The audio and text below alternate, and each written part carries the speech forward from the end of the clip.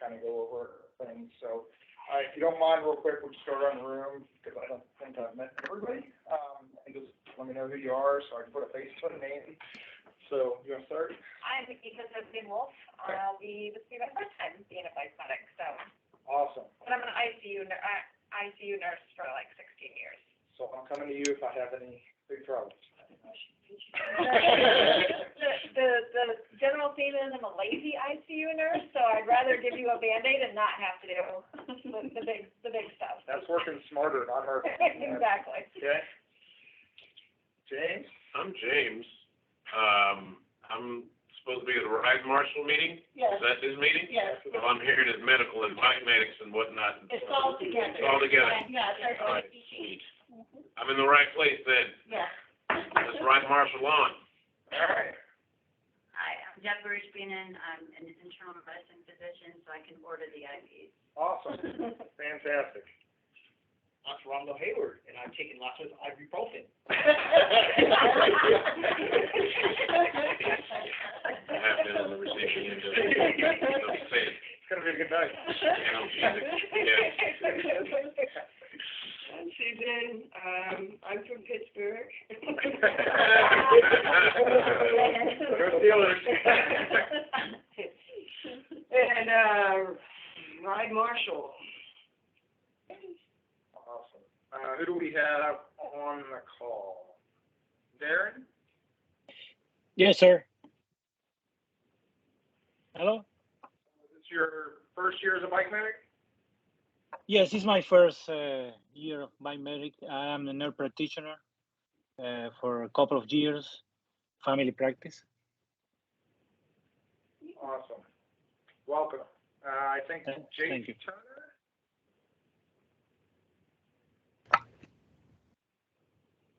Hello, yes, I'm Jace Turner. I am a sports physical therapist at Spurs Lane, and this is my first year as a medic.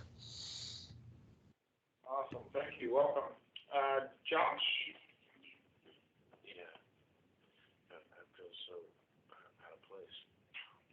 I'll just ride a bike. Remember that when I say that. All right, Michael?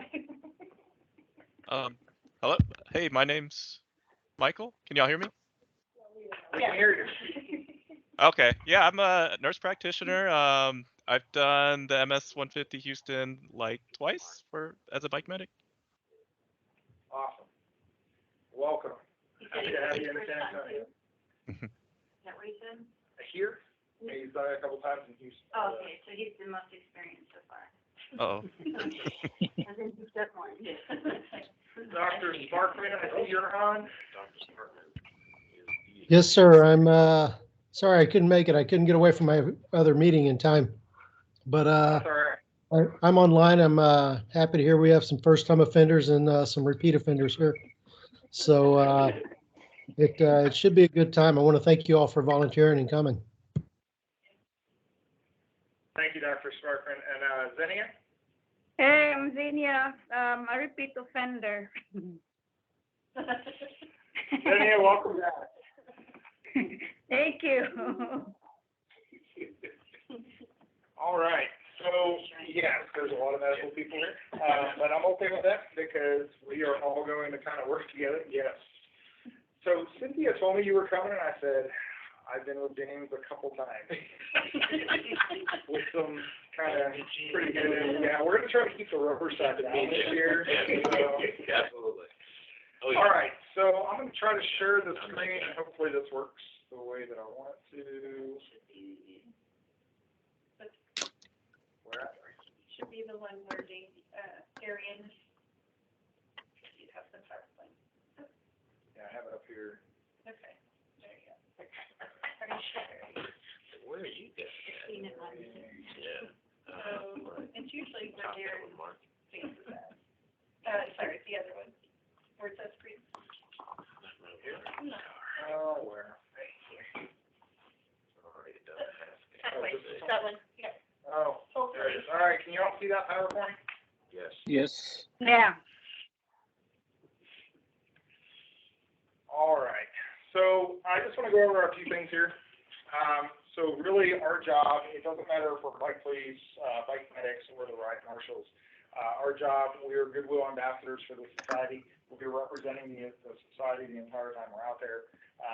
All of us will have specific jerseys for our roles. And it says, Bike MS on the sleeve, and we stand out pretty well among the crowd. So we are definitely ambassadors for the society. We want to set a good example on the road.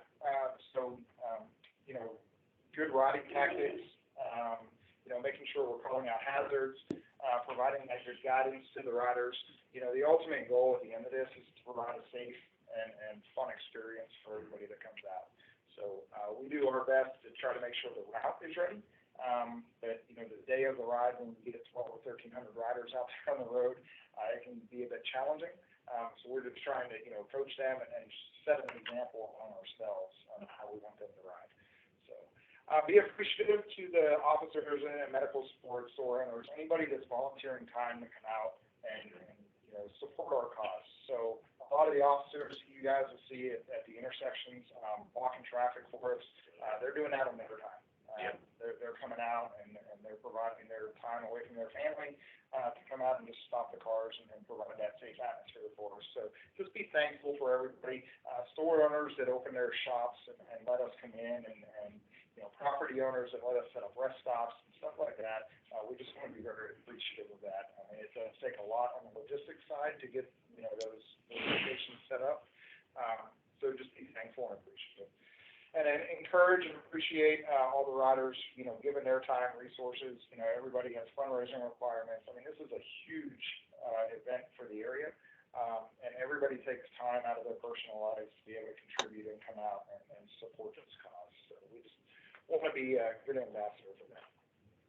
So again, we're representing the society, serving as a good role model for safe cycling, encouraging everybody else to do the same, sharing our knowledge about the ride. So we want these riders to come back year after year. And we try to get these people to, bring their friends, and we want the ride to grow. So sharing that knowledge and talking about River Road and hyping it up, I mean, it's a gorgeous ride. A lot of people haven't been down there, and the first-time riders, they're like, oh, man, I think I'm going to cut off at 70. It's like, no, man, come on. You want to do this 100 because it's not 30 miles is the best part of the ride, right? So it's things like that. I mean, just being able to share that knowledge and what we've been able to accomplish and the route that we've been able to establish here. So assisting any cyclists having difficulties, this is for everybody that's out there, right? So all of our ride marshals, medics, please, it doesn't matter. If somebody has a drop chain or somebody's trying to change a tire, what kind of assistance can we provide for them? Just to take a few minutes and stop. I mean, this isn't a race, right? I mean, it doesn't matter if you get to the finish line at noon or if you get to the finish line at 4, as long as we finish. So we just want to make sure everybody has that equal experience that you're having. So if you can take a few minutes and stop and assist them with a flat tire or assist them getting a sag or anything like that, they're appreciative of that. We're appreciative of that. The less time they're standing still on the side of the road, the less chance of something bad happening to them. So we want to keep everybody moving. So, and then monitor riders, we just want to help them all ride safely. So questions about that? Anybody? So ride marshals, so requirements to be a ride marshal, they want you to have at least 1 year of experience on any MS ride. So this doesn't have to be the San Antonio ride, it can be any ride across the country. They just want you to have some experience on how the ride actually works, the logistics behind it, what the SAGs roles. I mean, they want you to just be knowledgeable about the ride. So 1 year veteran of any ride, capable of riding the entire route. I tell my bike medics this all the time. You're no good to me if you make it 10 miles and I've got to snag you in. So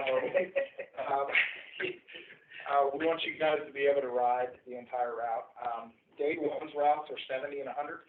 Day 2 is 32 and 64 or something like that. So if you feel like you can't make it the entire 64 miles, maybe cut off at 32. But there's no shame in that, none at all. So day 1, if you can't make it 100 miles, cut off at 70. That's okay. But we want you to be able to make it the entire route. We're trying to use our SAGs for the people that really need that, that are struggling. And we'll have a lot of first-time riders that they don't understand the heat. They don't understand how often they have to hydrate and things like that. And we got to use those sag bands for that. So we want you guys to be as prepared as you can, and try to ride the entire route. So we want you to have knowledge of the route and the event. So review the maps. We'll send out the routes if I haven't sent those out already. We'll send those out. They're on the website as well. Just become familiar with the routes and where we're going, and you're going to know pretty quick if you're off route. if you're looking around and there's no cyclists anywhere around you, you're probably going the wrong way. So, but we did want you to be knowledgeable of the route and the event itself, and really the real reason that we're here, and that's to stop MS. So, it's okay, and there's no shame in our riders not making it the whole time. Let's give them the support they need. Let's give them their SAG. If they want to SAG to the next rest stop and then ride from there, we're okay with that. We're going to try to support them as much as we can. But we want to have that knowledge of the event and just tell them, hey, it's all right. That's, riding is the fun part. The real reason we're here is to be able to stop MS. So, willing to respectfully but firmly request compliance to safety regulations. We're going to go over some of those in a couple of slides here. But there are some safety regulations that all riders have to abide by. And as ride marshals, we have got to be able to enforce those regulations, but doing it tactfully. So we're not dadding anybody or scolding anybody. I mean, it's a very tactful conversation as far as, hey, this is why I need you to do this. This is a safety thing, so on and so forth. So we just have to be willing to be able to do that. Working closely with the police, the medics, the motorcycle marshals, and all the staff, communication is huge. And I believe on the bids, the number for net control is going to be there. On the wristband. So wristbands will have the number for net control. So if there's anything that you guys are seeing, any road hazards, any cyclists that are struggling, cyclists that are being non-compliant, anything like that, we can call net control. We can get staff involved. We can get police involved. We can go down that path as far as just keeping that communication open and amongst everybody. So, meeting the minimum fundraisers. So the ride marshals are required to still fundraise and meet that minimum fundraiser. Make sure that's done before the deadline. I don't know when that is. By the time you pick up your package. All right. You said you were going to spot me. The last opportunity for packet pickup is Friday before the ride. Okay. All right. So the Friday before the ride, the next go when fundraising has to be turned in. So while you guys are out on the route, we always want you guys to wear your jersey and your number. So if somebody does have questions, you are easily recognizable as far as them being able to come to you as a resource. So the ride marshal jerseys are red, and it says Marshal on it.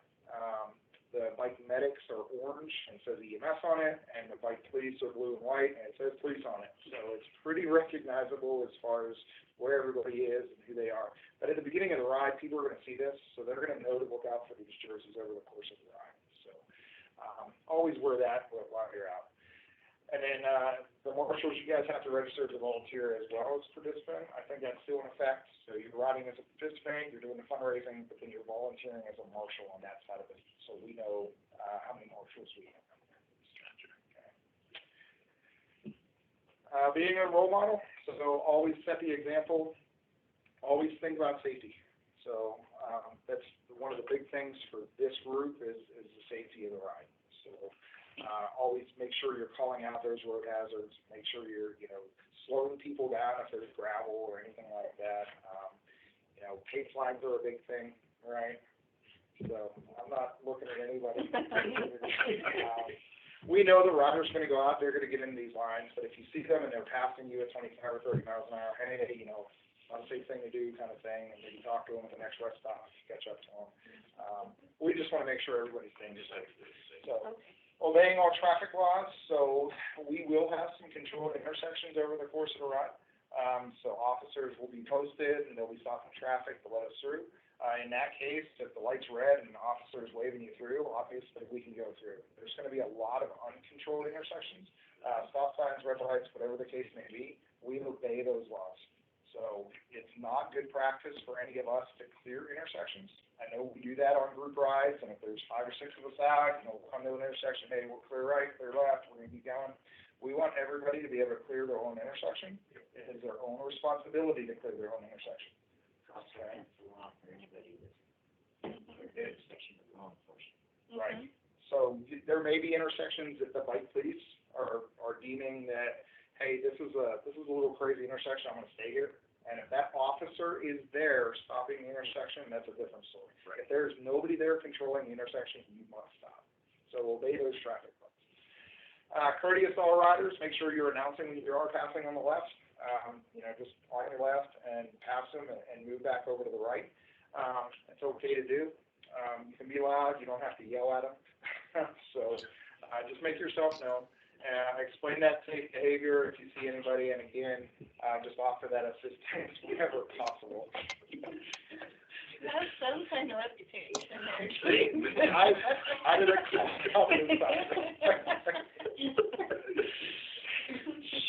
So, for our teams, as far as Marshal, medics, and police, we recommend, and we would like you guys to ride in pairs or threes. Rather than one big pack.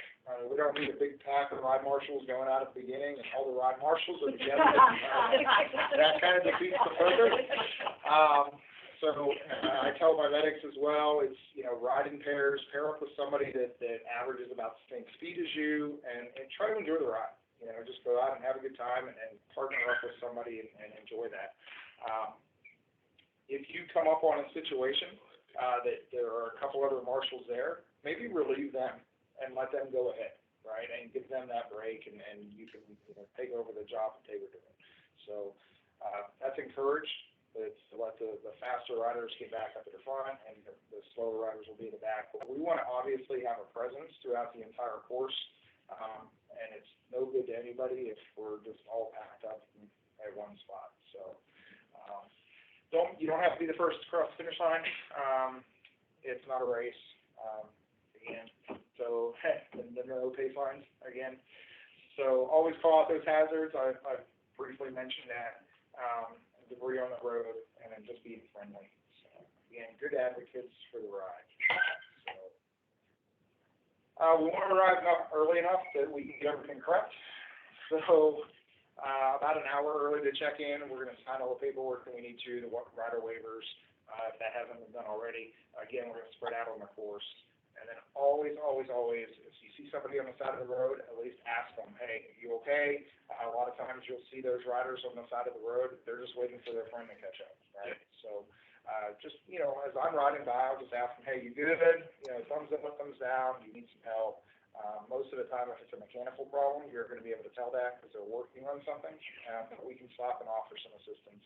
We might not know how to fix the bike, but maybe we know how to give them the help that they need to be able to fix that bike. So, if you don't have anybody. Repairmen at different stops? We do. There are bike shops that cover all that stuff. Sweet. Okay. And then some of the motor marshals will have some minor equipment and tools on their bikes as well that they'll be able to assist. Years ago, don't let them understand the cycle. Yeah, no. So we might know how to fix it, we might not have the tools, so. Motorcycle. So our Motorcycles have chains on. So any questions up to this point as far as who we are, just the representation that we have? Anybody on the phone have anything? No. Okay. So in the event that we do have an accident, it happens at least once a year. We do our best to try to prevent it, but there's always at least one group of people, something happens, whether it be a wet road on a railroad track or somebody touched tires. There's always seems to be one. In the case of an accident and we get to the scene, so check the scene for any other safety hazards, and make sure all the other cyclists are avoiding that as much as possible. Okay? Check the victim, or the injured person. If you're the first one there, if you feel like it is a life-threatening injury, then we don't call anybody but 911. That's the first call we make, and it doesn't matter. Marshals, police, medics, whatever. We're calling 911 as the first call. So the big goal here is to get that person treated for appropriately. We'll handle all the paperwork and notifications after that. We just want to make sure that they're handled. We will call net control then after we determine what's going on. We can assist any other emergency personnel. So for the ride marshals, net control has a separate radio system for the bike medics and the first responders. So if you call in on the phone, they're going to get on the radio and they're going to be, we're trying to set up a tracking system right now. And so they'll be able to see where we are on the route as well. So they'll be able to call us and be like, hey, I know you're at mile 18, at mile 19, I got a rider down, and so on and so forth. So they can almost dispatch us to that location. That's on a completely separate radio system than what all the logistics stuff would be. So we're not going to have to listen to all of the, hey, I need more water at this rest stop kind of thing. If that radio is squawking, we know there's an emergency somewhere.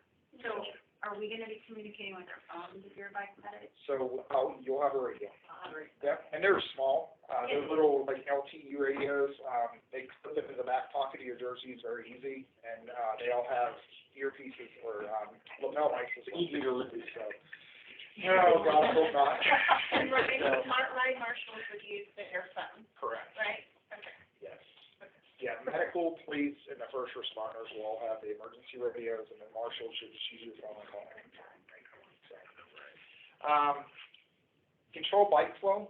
So, like Dwayne had mentioned, the only authorized personnel on the route that has any kind of authorization to control vehicular traffic are the bike police, or the police officers on the route.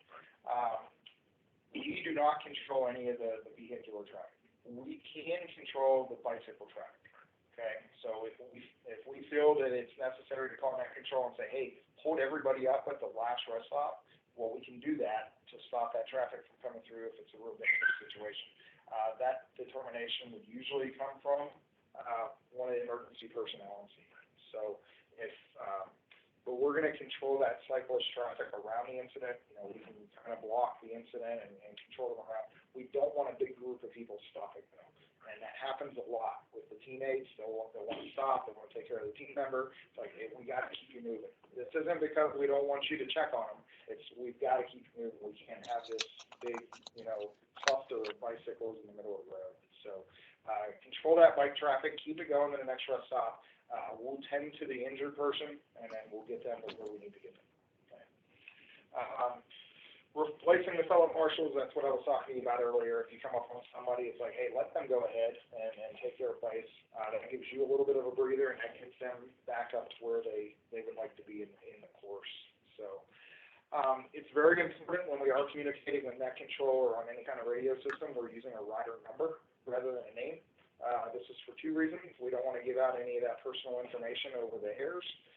The other reason is when SAG or EMS or anybody comes out, it's very easy to identify somebody by their number. If you say, hey, Brandon's down, I don't know who Brandon is because I got 6 riders here, right? So it's very easy to pull up and be like, oh, I got rider 1,000. Here it is. This is the guy that I'm looking for. That also helps with the paperwork at the end. You have emergency contacts. We can call in bib number 1,000, and the staff knows, all right, 1,000 belongs to this person. Here's my emergency contact, and we can make those notifications. But always use the bib number if there's an incident. Okay. Questions about that? Can I add something? Yep. So if there is an incident, we don't share that with any other cyclists. So like when we get to the finish line on day 1 or day 2 or at a rest stop, we don't talk about the incident that happened. And then if media does approach any of us, we have a person, our chapter president is the only one that is able to talk to media. So what we say is we do have a professionally trained group of individuals that are experienced and they're working, the situation. And then if they want to talk to someone, then we would have them work with Linda. But you guys can have go through Brandon or go through me or net control, and then we'll put the correct people in contact with our chapter president to help handle any media situations. Cool. Thank you. Yep.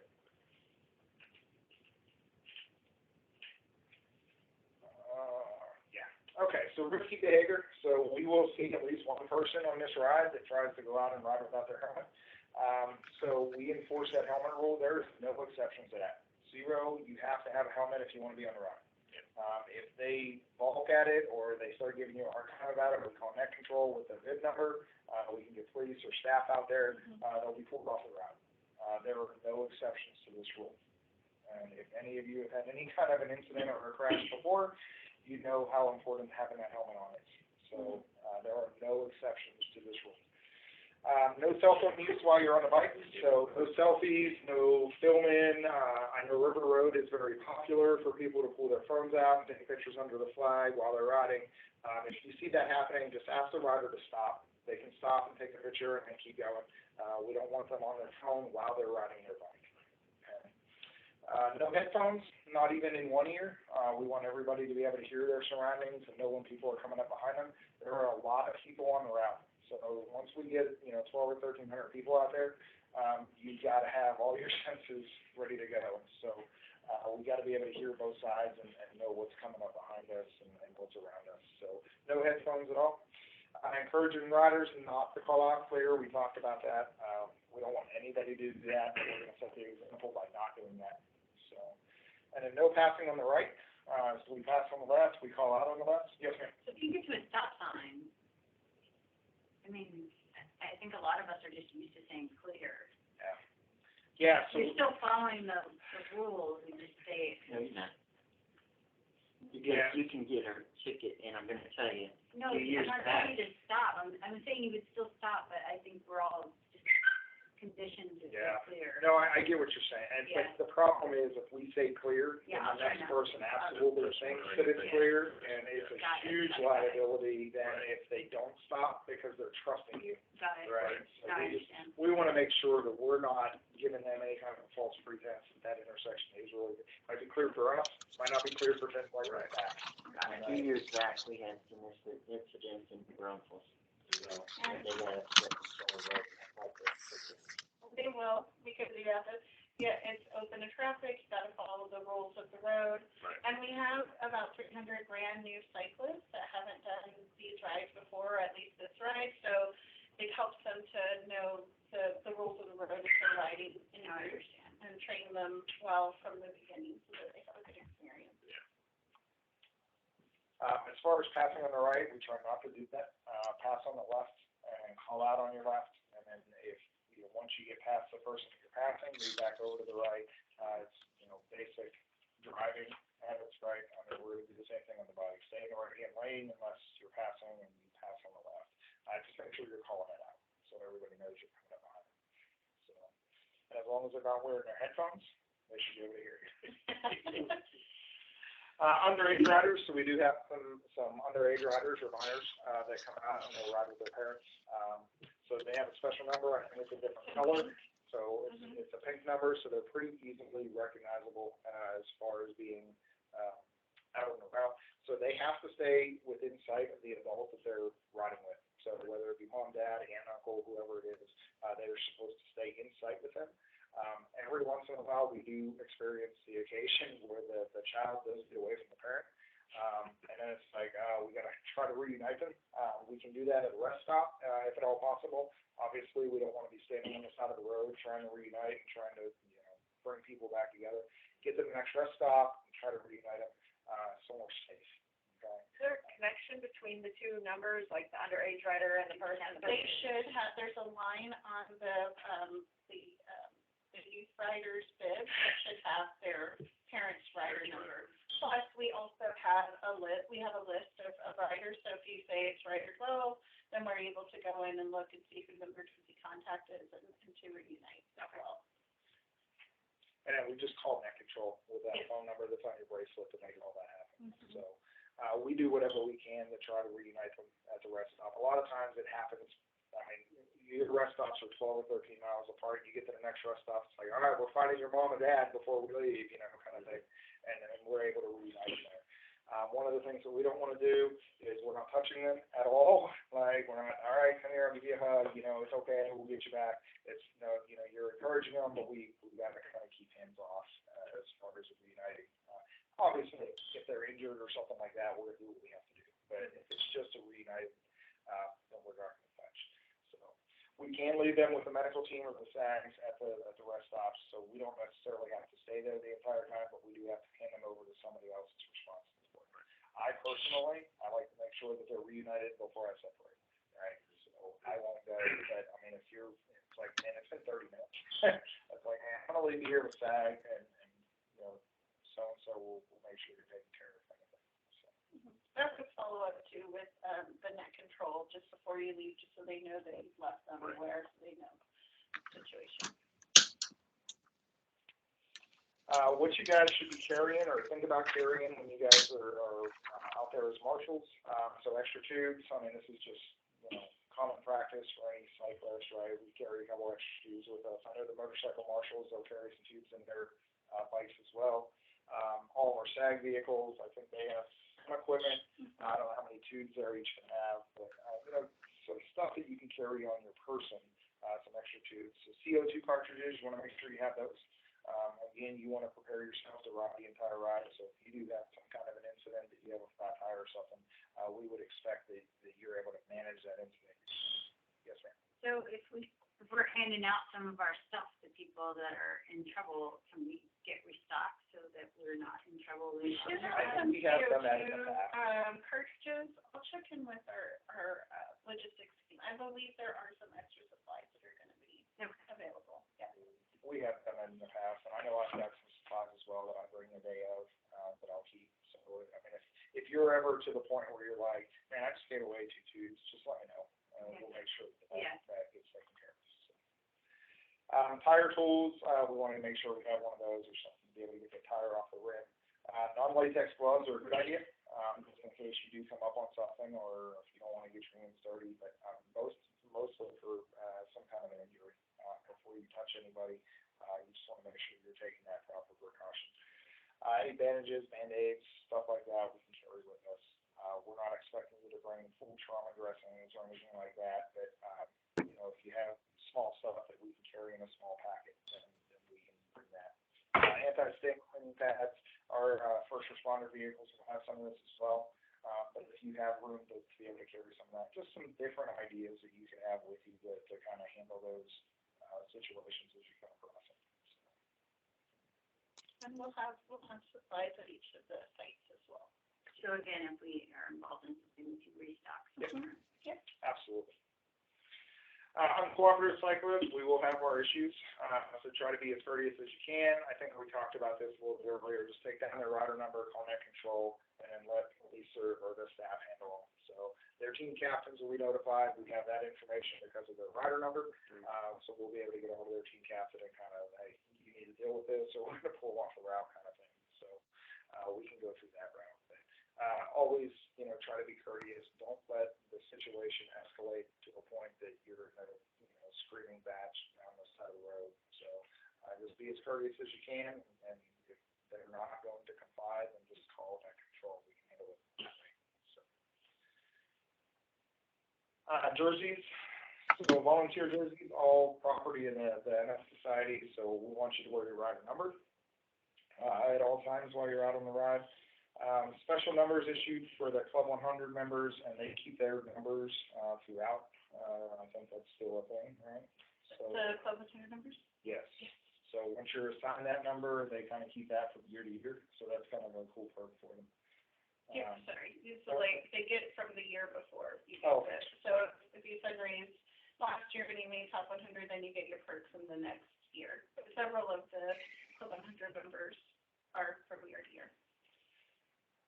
So if we do leave the program, then the jerseys have to come back in the MS Society. So if you don't have a Marshal jersey or a medic jersey or a police jersey yet, you will get one of those before ride day. We'll make sure you have the size that you need. I don't expect you to turn that right back in Saturday or Sunday after the ride. I prefer you to go home and wash it, and make sure it's clean before I take your sweaty clothes.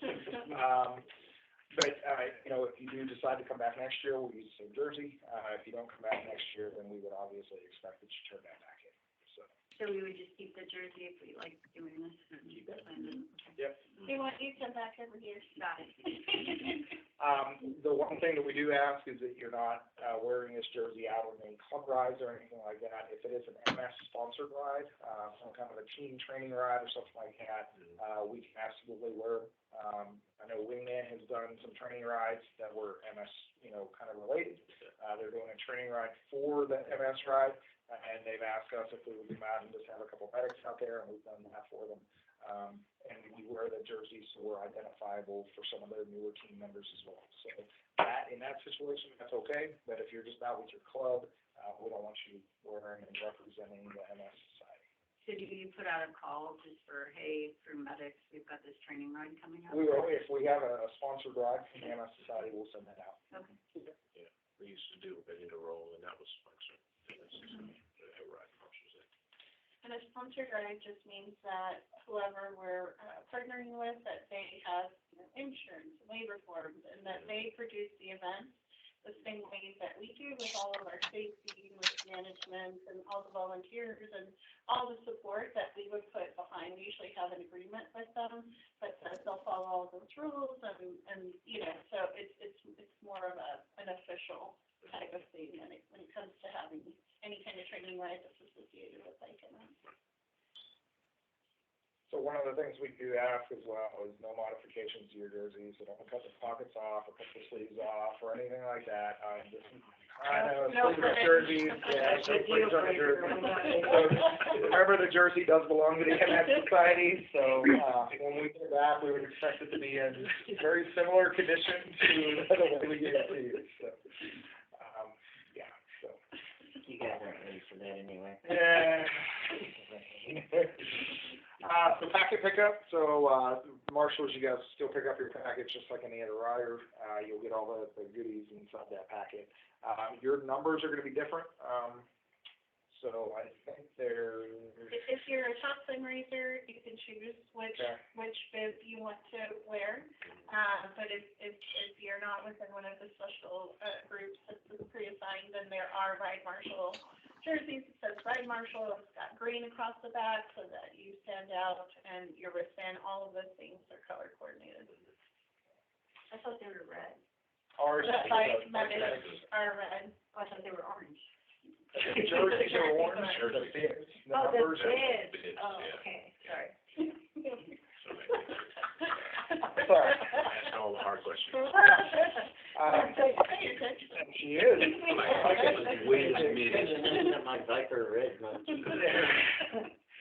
So if you do get a regular number in your packet, when you do pick up your packets, just let us know. We can swap that out for the appropriate bib number that's color coordinated for the team that you're riding on. So, and then 100 club members we talked about, they're keeping their number from the year before.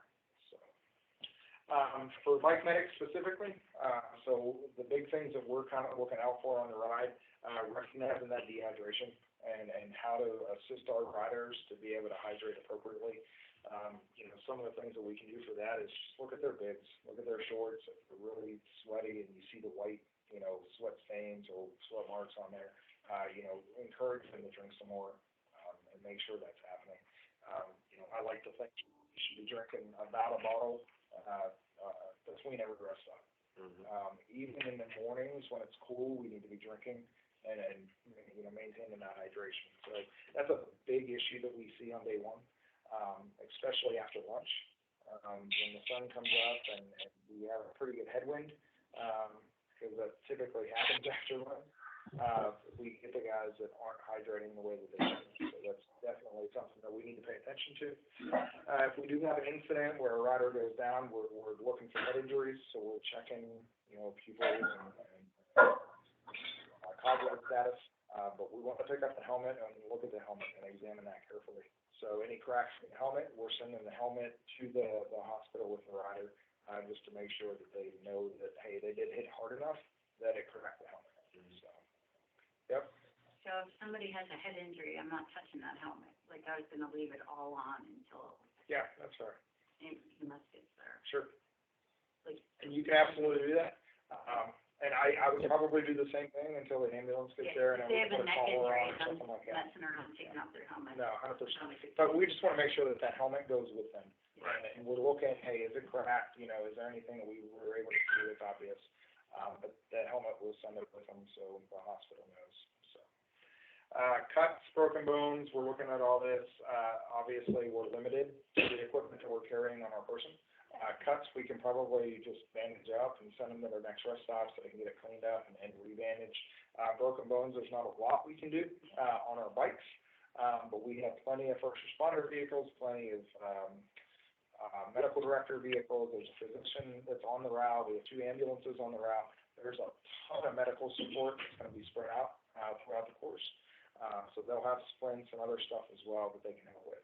While we're on our bikes, the big thing to remember is we are BLS only until an ambulance or one of the medical director vehicles get there. And if they're comfortable with you working up to, your certification level, then that's up to them at that point. But I like to just, hey, I'm BLS this weekend, and I'll help you as much as I can and do what I can for you. So, okay. Looking for confusion, sweating, that's all covered, we talked about. So we're just, looking for those signs of dehydration. That's the big thing. Bike police, their big goal is while they're out on the ride, they're recognizing those riders that aren't following the rules and following the laws of the road. So they will address those individually with the people that they're seeing that we're having problems with. So one of the things that they'll push is the 2 abreast or 1 abreast, depending on the size of the shoulder and what roads we're on. You'll see a lot of riders, especially towards the beginning of both days, that you'll see them 3 and 4 abreast across the road. So we are not supposed to be taking up the whole lane of traffic.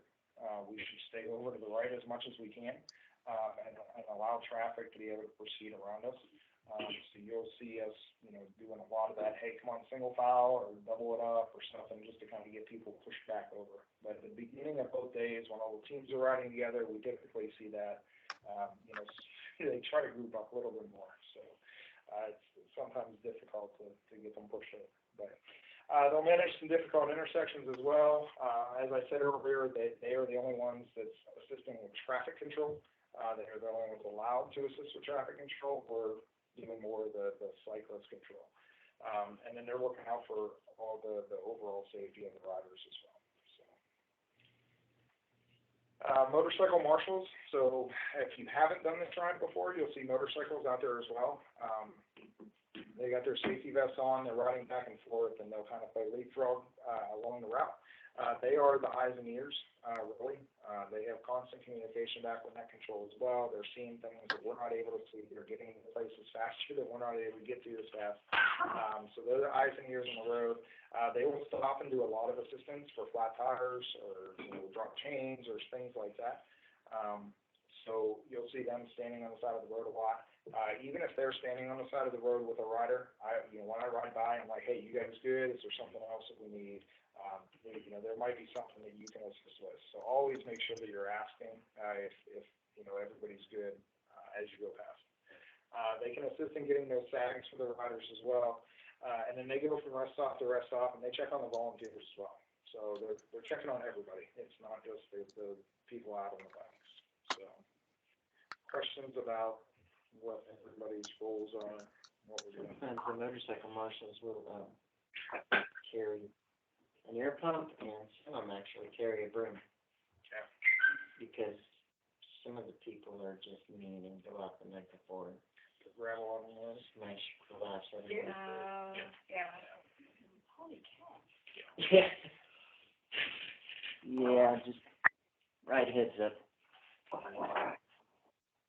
One thing to keep in mind is if you have a rider that's waiting for a sag and they're okay, they just want a sag, they need to get to the next rest stop. As all these vehicles are coming by, you'll see the sag vans, you'll see the motorcycle marshals, everybody will kind of be going back and forth. You can tell that ride, you can stop and check on them, they're like, no, I'm good, I'm just waiting for a ride. Have them take their helmet off and hold it up. And if they're holding their helmet in the sky or in the air, then that sag van knows that they need to stop and pick them up. Right? I mean, that's the indication. It's like, helmet's off, I need a ride, kind of thing. So anybody that just needs a ride and they're on the side of the road, take their helmet off, hold it up in the air. Okay? So questions about any of this? Now, everyone you said for next ride, Marshall, someone says, hey, they're waiting in the sag. Is it prudent for us to stay with them until the sag comes? No. So we can call it in and we can tell them, hey, I'm a mile marker 47. I have bid number 840. They're on the side of the road. He's got his helmet out. I'm going to leave him here, right? And then neck control will call SAG and say, hey, at mile marker 47, there's a rider that just needs a ride, he's okay, I'm gonna continue on, kind of thing. Okay, I was making sure to pass something had developed. I'm stopping because my Y chromosome says, I'm not gonna tell you how bad it's hurting, Sure. and we leave, Yeah. and then the hurt kicks in. Yeah, a lot of times, so I will tell you that there's been times where I like ride by and they're like, no, I'm okay, and you can just see that they're hurting or they're cramping or something, and it's like, I'm not gonna leave them, all right? I mean, because I wanna make sure nothing else happens, right? But if they're just waiting for the ride, it's like, no, I'm tired, I'm cramping, I'm good, I just need a ride, kind of thing, then they just hold their arm out. You don't have to stay. You can. I'm not saying that, yeah, hey, just drop them. I mean, if you wanna hang out with them until they get there, that's fine too. Every once in a while, I throw them a do. There you go. Anybody on the phone have any questions? Yeah. Earlier you mentioned that we need to sign up as a volunteer as well. Is that what we did through Volunteer South, or is that a different step? Who is this? This is Josh, Ride Marshal. Yes, so the volunteer link, we can send that out. Yeah, if you're already registered as a rider, we just need the accountability for the volunteer side of it, so. Well, We'll I'm fairly certain I did that because I've received communication. I just wanted to, make sure there wasn't like a third, registering I need to do. If you've already done the volunteer side, then that's it. And this, I'm a repeat Marshal, and this is, year 3, so we should be good. Awesome. Thank you. Anybody else on the phone have any questions? Yeah, is there a shuttle or luggage drop-off provided for us? Yeah, so I know for the medics and the police, I know we've arranged for transportation back to Rolling Oaks on day 1. So at the end of day 1, there's going to be some food provided for the first responders, and then we can give you a ride back to your vehicle. On day 2, the start and end point is in the same place, so there's no reason for a shuttle. Marshals, are we providing shuttle for them? They can, sign up. There is a small fee for signing up, and that includes the whole entire weekend. That's listed on our website under ride details.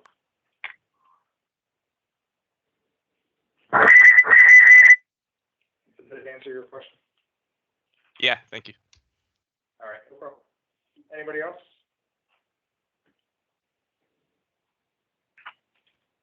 All right, so for anybody that's interested, I'd like to get some people together and get you guys to come out and just let's go ride some bikes. So Saturday morning, if you guys are up for it, 7 a.m., Blue Bonnet Palace out in Selma.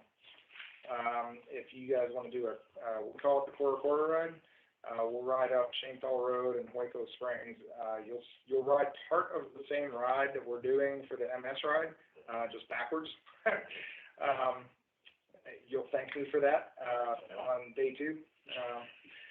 So if you guys are interested, we'll do that 40 or 50 miles. We'll ride up to the Quarter Coffee Shop. We can get a coffee and a pastry and then ride back. We'll come back down 482.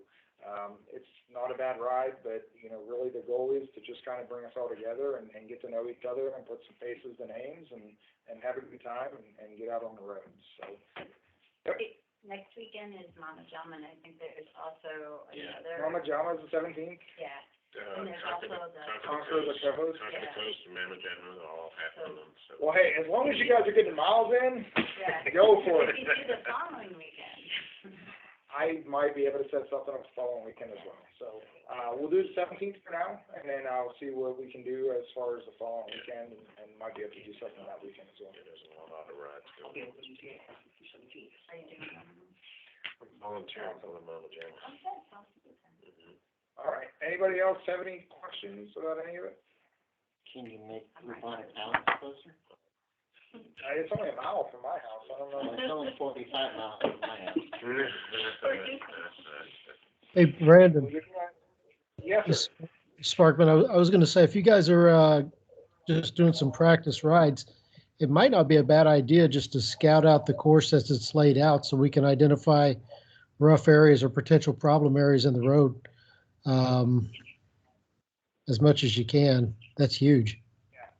Absolutely. I do want to talk about one in particular on Marion Road, the climb. We're not going that way this year. Okay. We're going down Creek Road.